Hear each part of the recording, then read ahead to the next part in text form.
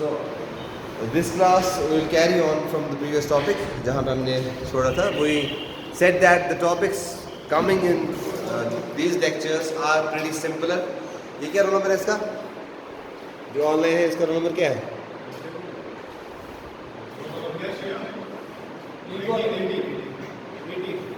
18. So we realized that we had to go for the classification of semiconductors,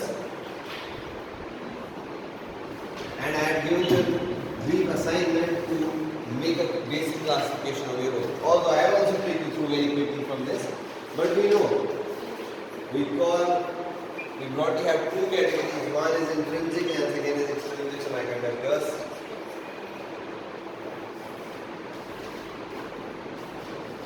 By intrinsic, we call it as pure, ठीक. But what do we mean by pure? That means हम कोई external doping नहीं add करते हैं. Intrinsic के case में हमारा जो natural existing material होता है, suppose it is silicon, as it is, हम इसको लेते हैं for manufacturing of whatever we want. अच्छा, intrinsic semiconductor के केस में बॉन्ड्स कौन से होते हैं? बॉन्ड्स सेमीकंडक्टर्स में कौन सी बॉन्डिंग होती है? कोवेलेंट बॉन्डिंग होती है. देखिए, आपको पता है एक सिलिकॉन एटम जो है ये टेट्रावैलेंट. टेट्रावैलेंट क्या होता है? दैट इसकी वैलेंसी 4 मींस ये कोवेलेंट बॉन्ड एक यहां से बनाएगा, एक यहां से बनाएगा, एक यहां से बनाएगा. और ये बॉन्ड्स कौन बनाते हैं? जो फ्री इलेक्ट्रॉन्स होते हैं वो बॉन्ड्स बनाते हैं. ठीक. So this is what I mean by tetravalence, that this silicon atom is having tetravalency, that it will have 4 free electrons. लेकिन जो अगर मैं इस स्ट्रक्चर को लूँ, इसकी कंडक्टिविटी के लिए कोई और एक्स्ट्रा इलेक्ट्रॉन अवेलेबल नहीं है, तो मुझे क्या करना पड़ेगा? ऐसे सेमीकंडक्टर को कंडक्ट कराने के लिए मैं एक्सटर्नल हीट या वोल्टेज व्हाटएवर देके इसके बॉन्ड्स को ब्रेक करा के इलेक्ट्रॉन्स क्रिएट कराने पड़ेंगे. ठीक है. That is why it is said, आपने पढ़ा भी होगा, at 0 Kelvin, this semiconductor behaves as good as an insulator. Room temperature पे सेमीकंडक्टर कंडक्ट करेगा, लेकिन जब हम 0 Kelvin में लेके जाएंगे इसको, it will behave as an insulator because वहाँ पे कोई फ्री इलेक्ट्रॉन, कोई बॉन्ड ब्रेक नहीं होगा, ये बिल्कुल स्टेबल स्ट्रक्चर रहेगा. So it means it has something to do with the chemistry first. जो लोग टॉपिक पढ़ रहे हैं, it has a big relation with the chemistry, or I would say the way this material is made. So हमने सुना then intrinsic की examples हमने कुछ कही थी intrinsic semiconductors की. जी, intrinsic semiconductors की कुछ examples थी हमारे पास. We said, for example, हमारे पास germanium था, silicon था.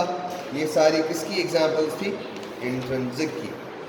एडिशनली अगर हम देखें, एक और टाइप ऑफ सेमीकंडक्टर्स हमारे पास अवेलेबल है जिसको हम कहते हैं एक्सट्रिंसिक सेमीकंडक्टर. ठीक. ये पॉइंट याद रखना कि 0 केल्विन पे बिल्कुल ये एक इंसुलेटर की तरह बिहेव करेगा. नंबर 1. नंबर 2, एक्सट्रिंसिक सेमीकंडक्टर के केस में अब हम क्या करते हैं? We realise that as such ये स्ट्रक्चर तो कंडक्टिविटी में हेल्प नहीं कर रहा है. और कंडक्टिविटी कैसे पॉसिबल होती है? अगर हम किसी बॉन्ड को ब्रेक करते हैं 2 मिनट के लिए, तो यहाँ हमारा एक इलेक्ट्रॉन आ गया अवेलेबल, और electron is something that carries the charge.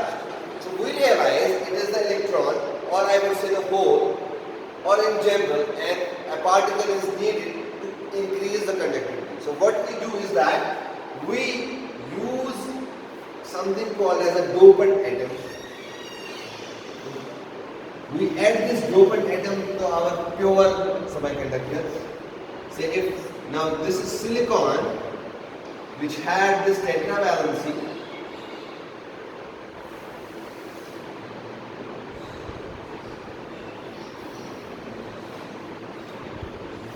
और इसकी bonds created है between the silicon atoms. अब अगर dopant मेरा है N टाइप, अगर मेरा डोपेंट है पेंटावैलेंट, मेरा डोपेंट एटम जो है पेंटावैलेंट, उससे क्या होता है? Now this is the important point. उससे क्या होता है? मेरा जो सिलिकॉन एटम है जिसकी टेट्रावैलेंसी थी, ये लैटिस स्ट्रक्चर से हट के कोई एक पेंटावैलेंट की एग्जांपल दे दो। Phosphorus, very good. फॉस्फोरस हमारा है, so this is P. By saying it is pentavalent, eyes on board please. By saying it is pentavalent, it means इसके तो एक 4 इलेक्ट्रॉन्स होंगे ही, लेकिन एडिशनली एक एक्स्ट्रा इलेक्ट्रॉन ये देगा जो कंडक्टिविटी के लिए 0 केल्विन पे भी अवेलेबल होगा। आपको बात समझ आई? तो क्या फायदा हुआ एक्सट्रिंसिक सेमीकंडक्टर बनाने का? That conductivity became easily possible. Now this is the case of pentavalent. Likewise अगर हमारा डोपेंट जो है वो ट्राइवैलेंट है, दैट मींस हमने उसे ट्राइवैलेंट का नाम बोला, बोरान है ना। ट्राइवैलेंट एटम, ट्राइवैलेंट का example yes gallium, gallium boron नहीं, गैलियम या इंडियम है। सो अगर हमने एक इंडियम को लिया, इसमें क्या मसला है, इसमें 3 ही इलेक्ट्रॉन है और एक होल अवेलेबल है। और by the way what's a hole? Hole is absence of electron. ठीक, इलेक्ट्रॉन को मतलब अगर सपोज यहाँ पे कोई मटेरियल है, यहाँ से मैंने एक इलेक्ट्रॉन निकाला तो यहाँ पे एक होल बचेगा। और I can say existence of hole actually attracts an electron to come to that place and the motion of electrons will take place, because if you talk about electronic current, what is electronic current? It is the flow of charge carriers or let's say electrons, right? अब अगर मैंने extra electron न देके एक hole create किया, तो एक hole create करने से इलेक्ट्रॉन को जगह मिली, वो इधर चलेगा। जो ही ये वाला इलेक्ट्रॉन यहाँ पहुंचा, यहाँ होल क्रिएट हो गया, वो वाला इलेक्ट्रॉन इधर आएगा। So because of the creation of hole एक चेन रिएक्शन सी हो जाएगी और उसकी वजह से आपका कंडक्शन पॉसिबल हो जाएगा। ठीक है, ये जरा आप लिखिए एक्सट्रिंसिक सेमीकंडक्टर्स में। सो एक्सट्रिंसिक सेमीकंडक्टर्स में वी हैव 2 टाइप्स देन। इसका मतलब एक्सट्रिंसिक सेमीकंडक्टर्स के अंदर हमारे पास 2 टाइप्स है, जो कि क्या क्या है, वेरी नाइस, जो कि है पी टाइप और एन टाइप। मैंने इसलिए आपके बेसिक कवर अप करने के लिए बोला ताकि आपको ये लेक्चर जल्दी से समझ आए और हम कम टाइम में ज़्यादा कवर कर सके, वरना मैंने आप पे नहीं छोड़ा था एज डिफॉल्ट केस। यहाँ पे हमारे पास है पी टाइप। देखिए दिस इज असाइनमेंट किया होगा, उसको आप ये कंफ्यूजन नहीं, ये पी टाइप है, ये नोज वेरी लिटल। जब मैंने ट्राइवैलेंट इम्प्योरिटी एटम की मैंने आपको अभी स्ट्रक्चर बाज़ाब्ता दिखाया, तो पी टाइप बनेगा, और वही प्योर सेमीकंडक्टर एन टाइप बनेगा अगर मैंने एक पेंटावैलेंट इम्प्योरिटी ऐड की। ये बहुत इंपॉर्टेंट क्वेश्चन है, सारा जो मैंने आपको डिस्कस किया, this is very important question. Exam point of view, competitive exam point of view, viva point of view, आपके क्योंकि इससे बहुत बेसिक बेसिक क्वेश्चन बनते हैं, जैसे what is doping, what is dopant, what do you mean by intrinsic, what do you mean by extrinsic, differentiate between N and P, the different, मतलब all types of questions can come from this section. This is a very important section. ठीक, तो अगर हम P type की बात करें, P type किससे बनता है, जरा इसमें एग्जांपल 2 लिख लीजिए, it will be nice. P type बनाने के लिए हम ऐड करते हैं for example aluminium, gallium, indium,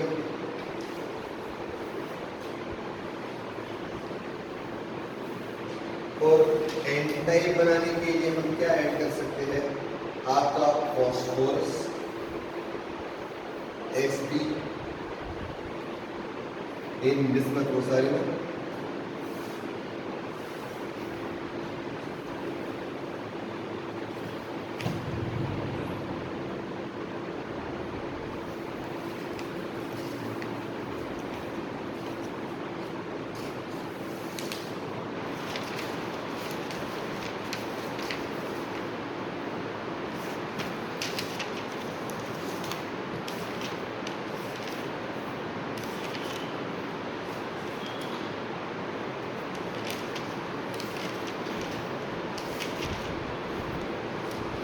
सही।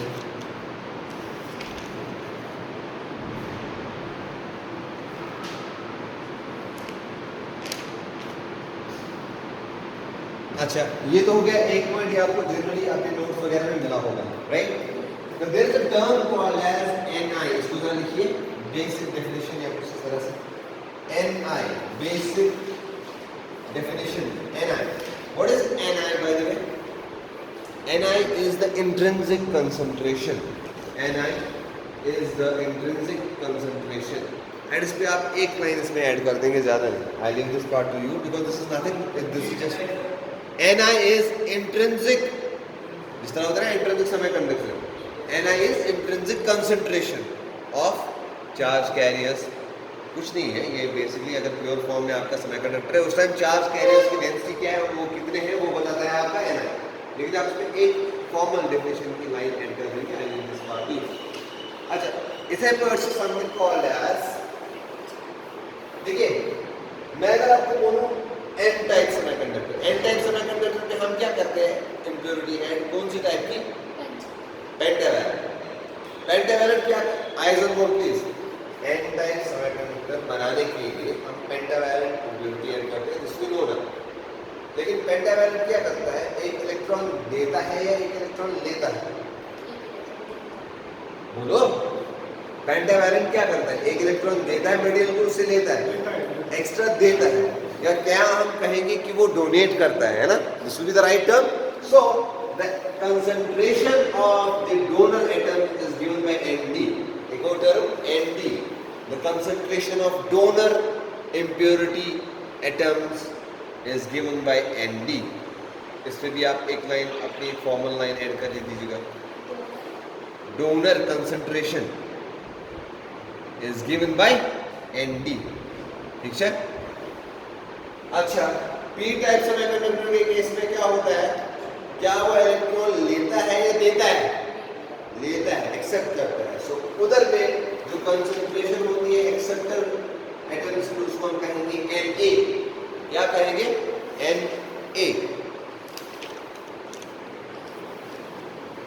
उसको हम कहेंगे Na.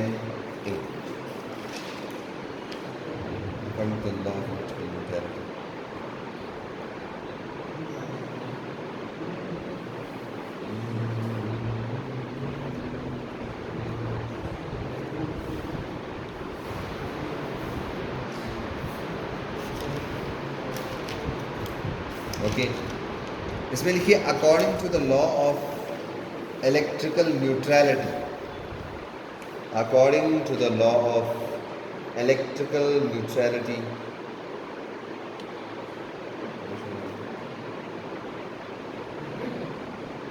Electrical neutrality,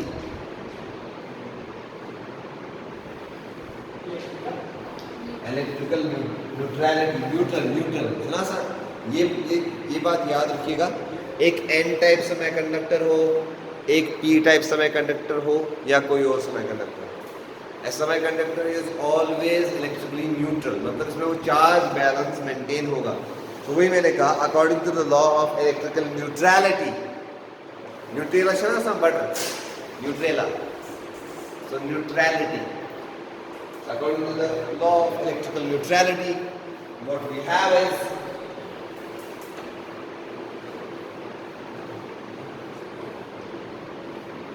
we write that Nd plus P is equal to Na plus beta or N, we will call it.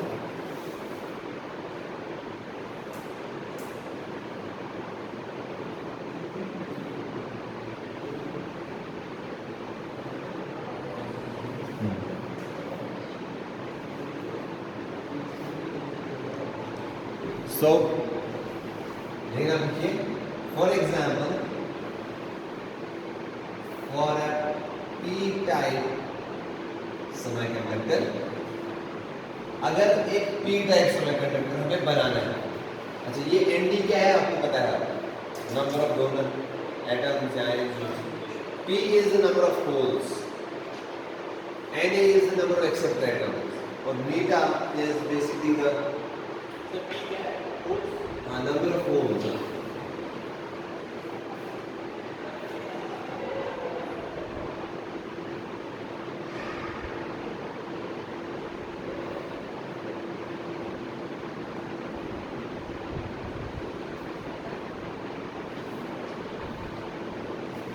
इसमें लिखिए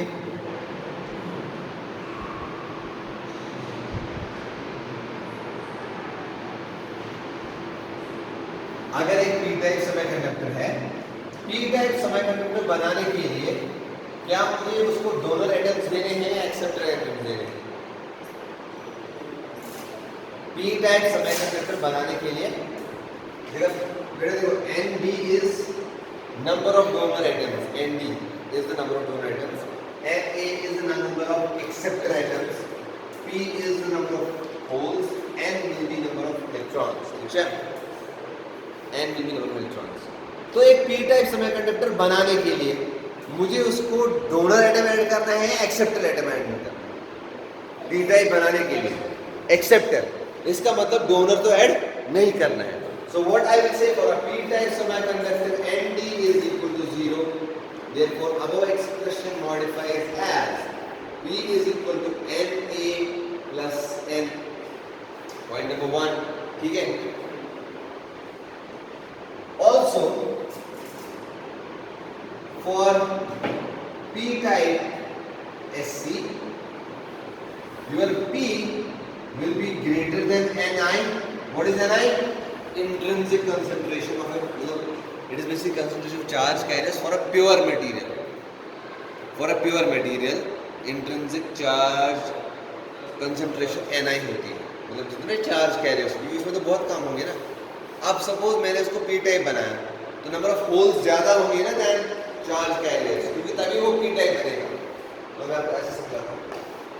सपोज एक प्योर सिलिकॉन में जब मैंने इसको कुछ टेम्परेचर दिया, 6 इलेक्ट्रॉन्स अवेलेबल है फॉर कंडक्शन, ठीक। लेकिन जब मैं इसको सपोज एन टाइप बना रहा हूँ तो अब 6 नहीं अवेलेबल होंगे, एक तो ये 6 होंगे और 10-20 ऐड हो जाएंगे। मैं कह सकता हूँ दैट जो इंट्रिंसिक कंसंट्रेशन है वो काफ़ी कम है कंपेयर टू जो उसकी number of concentration of electrons आप बनी, लेकिन एन टाइप के लिए। इसी तरह पी टाइप के लिए अगर मुझे पी टाइप बनाना है तो सपोज अगर ये 6 इलेक्ट्रॉन इसमें ऑलरेडी थे, अब मुझे होल्स कितने क्रिएट करने हैं ताकि ये पी बने। एक तो ये 6 होल्स तो जरूरी होने चाहिए इसमें, और एक्स्ट्रा बहुत 6 से ज्यादा ताकि पी टाइप बने। वही मैं यहाँ पे लिख रहा हूँ, for a P type semiconductor number of holes is greater than Ni, ताकि ये पी टाइप बनेगा। Point number 1। Point number 2, also N is less than Ni। क्यों? क्योंकि हमें इसमें इलेक्ट्रॉन्स ऐड नहीं करने, डोनर से हमको इलेक्ट्रॉन ऐड नहीं करने। So we can approximate it this way that finally your P is approximately equal to Na। इसीलिए हम कहते हैं नंबर ऑफ होल्स जो होंगे वो डायरेक्टली प्रोपोर्शनल होंगे with number of acceptor atom, जितने हमने ऐड किए उतने ही होंगे, क्योंकि वो सारे पार्ट्स क्या है, नेग्लिजिबल। Nd तो पहले ही नेग्लिजिबल हो गया और ये तो इससे काफी कम है, तो that's why P will be equal to. Similarly आप कर सकते हैं अगर आपके पास एक N टाइप बनाना हो, that you can do on your own. कुछ नहीं करना है, N टाइप के लिए एनालिसिस कीजिए।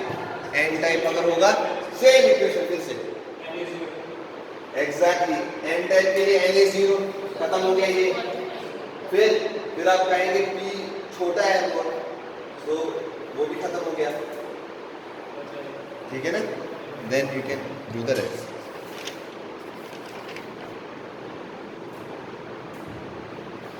अब इलेक्ट्रिकल कंडक्टिविटी की बात करें तो अच्छा, लेकिन एक चीज़ का ध्यान ये भी रखिएगा, किसी सेमीकंडक्टर में हम एक्सेप्टर एटम्स भी देते हैं और डोनर एटम्स भी, दोनों दे देते हैं, वो एक स्पेशल केस है। अच्छा, कंडक्टिविटी जरा लिखिए, conductivity of a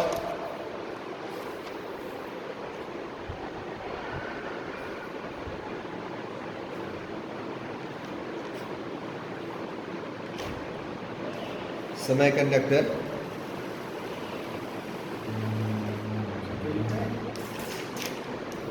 conductivity of a semiconductor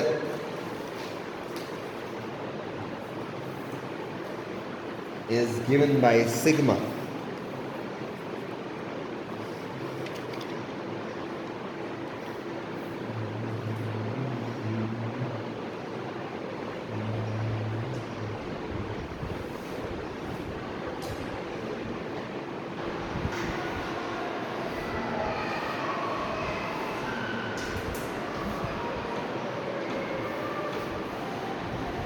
conductivity के बारे में थोड़ा सा हम कमेंट करेंगे। क्या है कंडक्टिविटी?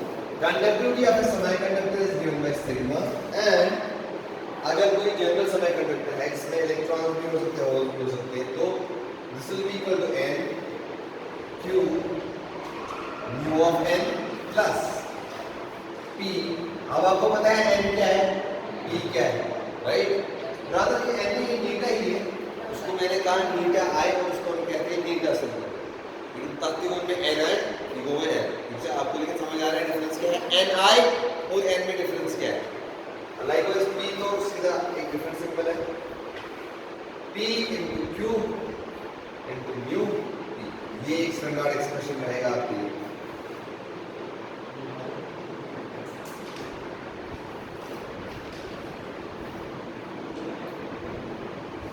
एक तो ये एक्सप्रेशन है। Good question. mu n is the mobility। हो सकता है इसमें एक न्यूमेरिकल आ जाए, वैल्यू सारे दिए हैं आपको बस पुट करना है। mu n is the mobility of electron and mu p is the mobility of the hole। mu p is the mobility of the hole and this is the mobility of electron।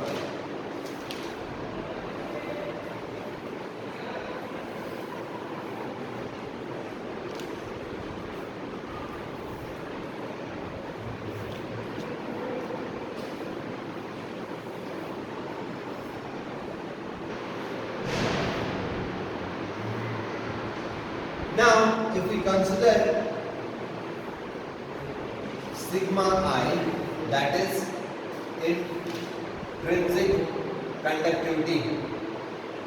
अगर हम एक pure semiconductor है ना, क्योंकि intrinsic conductivity किसके लिए होगी? जिसमें खाली इंट्रिंसिक कंसंट्रेशन होगा। अगर मैं सिग्मा I ढूंढने बैठूं तो then n will be equal to p will be equal to ni। क्यों?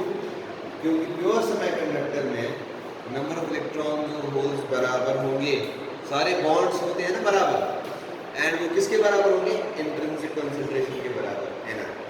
सो in that case what will happen is then sigma I will be equal to ni q mu of n plus ni q mu of p, or I can write it as ni q mu of n plus mu of p।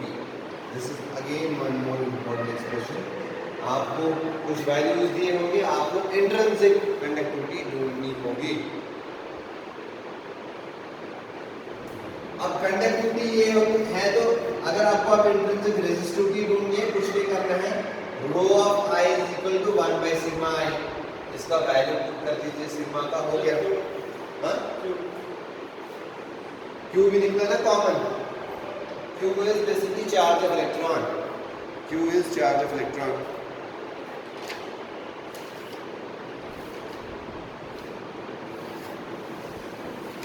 Q is charge of electron।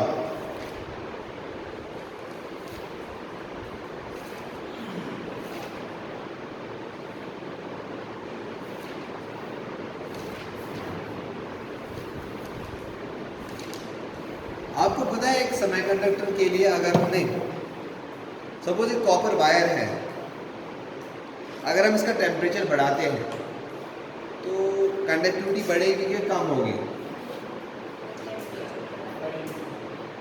Copper wire है, temperature हमने बढ़ाया, क्या होगा?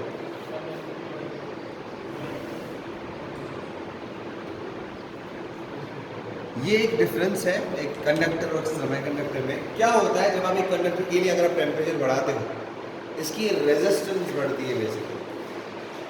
अगर आपको याद होगा मैंने आपको लिखवाया था semiconductors have negative temperature coefficient of resistance. That means as the temperature increases resistance decreases।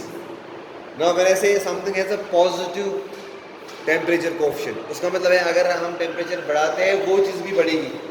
Metal के लिए रेजिस्टेंस बढ़ती है, क्यों? क्योंकि इसमें जो सपोज क्रॉस सेक्शन के थ्रू करंट जब चलती है तो थर्मल वाइब्रेशन क्रिएट हो जाती है, वो इलेक्ट्रॉन्स को सही से पास नहीं होने देंगे, विद द रिजल्ट करंट कम हो. But contrary to that, a semiconductor, for a semiconductor, as the temperature increases beyond say room temperature, up to some value, what happens? Conductivity, ये लिख लीजिए. As temperature increases for a semiconductor, conductivity will increase.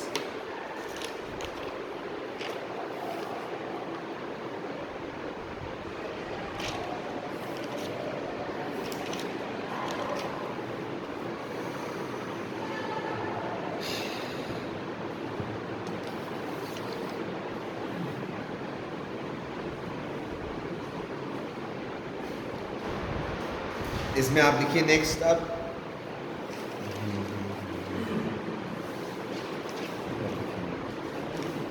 जी क्या time हुआ?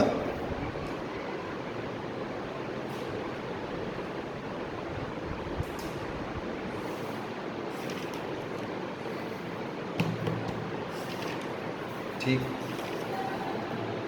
क्या लिखा आपने?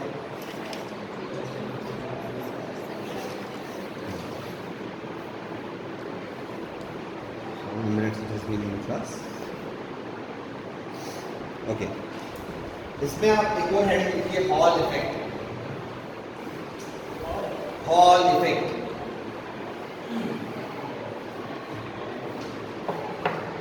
Hall effect क्या होता है?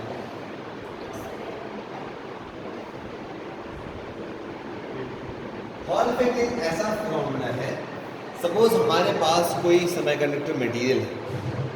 One of the applications also, in order to identify ये मटेरियल किस टाइप का है, N टाइप है या P टाइप है, I can use this Hall effect to find that. ठीक. अब इसमें क्या होता है, इसमें हम एक करंट लेते हैं, मैग्नेटिक फील्ड लेते हैं, electric field, we find a voltage, एक वोल्टेज जनरेट हो जाती है उस स्पेसिमेन में, that is called as Hall voltage. आप इस तरह से बनाइए, 3 डायमेंशनल व्यू बनाना है इसका. सपोज ये एक स्पेसिमेन है यहाँ पे, ठीक. ओके.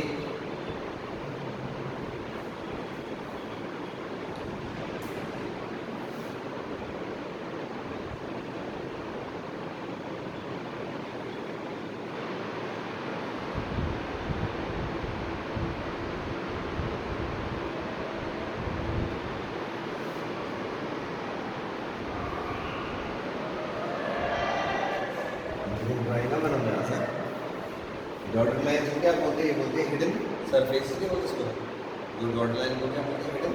Hidden edges. ये इसके पीछे वाली एजेस है. अच्छा, suppose this is called as side 1, this is the upper side, and जो नीचे वाला साइड है this is side 2. Okay, so the side, this is the upper side and this is the lower side. Imagine that we have electric field E in this direction and magnetic field B in this direction. अब इसमें लिखिए, और तीसरी चीज है current is in this direction. तो 3 dimension मैंने बनाए कि करंट इस डायरेक्शन में है, इलेक्ट्रिक फील्ड यहाँ, मैग्नेटिक फील्ड यहाँ. Point number 1. पॉइंट नंबर 2, इसकी जो विड्थ होगी, दैट इज दिस, इसको लिखिए W. ठीक है, आपको दिख रहा है ये W है. और इसकी जो हाइट होगी दैट इज D. हम सब ड्राइंग वास्ते में हंसते पास है ना.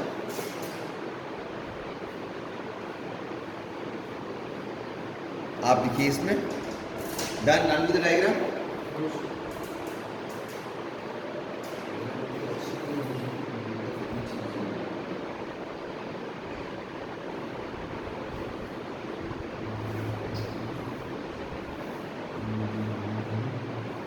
So this is your x-axis, this is your y-axis, and this is your z-axis. अब देखिए, Hall effect states that if a specimen, Hall effect states that if a specimen, metal or semiconductor,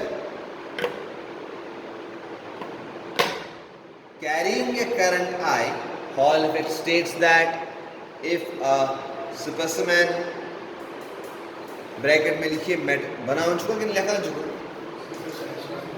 हाँ भाई जी मैं बनाऊं और लिखो क्या you can make it from video also video का स्क्रीनशॉट स्टॉप किया आप बना सकते हो या इसका फोटोग्राफ उठाया तो आप आराम से बना सकते हो अब देखिए hall effect states that if a specimen metal और सेमीकंडक्टर मतलब ब्रैकेट में लिखिएगा मेटल और semiconductor carrying a current I is placed in a transverse magnetic field B. अगर हमने एक करंट कैरिंग कंडक्टर I को प्लेस किया in a transverse magnetic field B, comma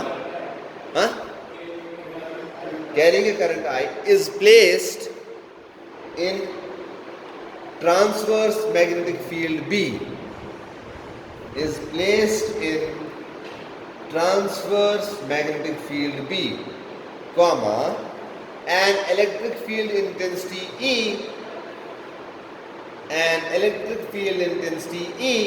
is induced in a direction perpendicular to both I and B.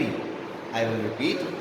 Hall effect states that if a specimen, metal or semiconductor carrying a current I is placed in a transverse magnetic field, comma, an electric field intensity E is induced in a direction perpendicular to both I and B. Short में अगर एक current carrying conductor को एक transverse magnetic field में रखा जाए perpendicular direction में एक इलेक्ट्रिक फील्ड इंटेंसिटी जनरेट होगी जिसकी होगी इलेक्ट्रिक इंटेंसिटी E, एक इलेक्ट्रिक फील्ड जनरेट होगा जिसकी इंटेंसिटी होगी E. ठीक है जी.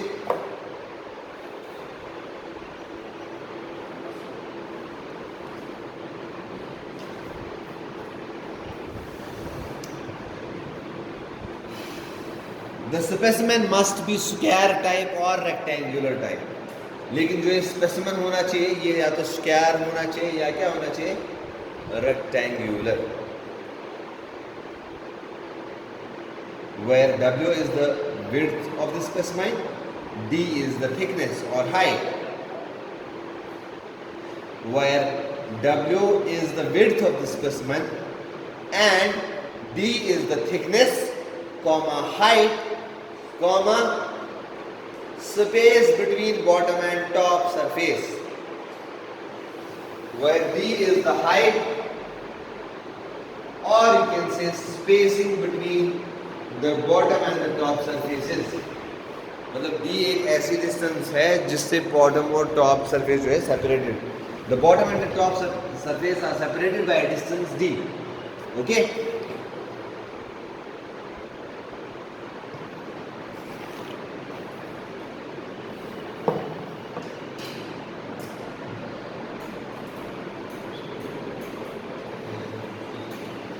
So in the given figure, the direction of the force is downwards.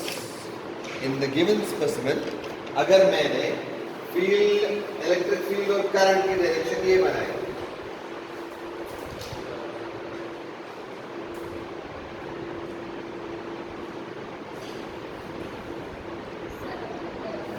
जी क्या करें.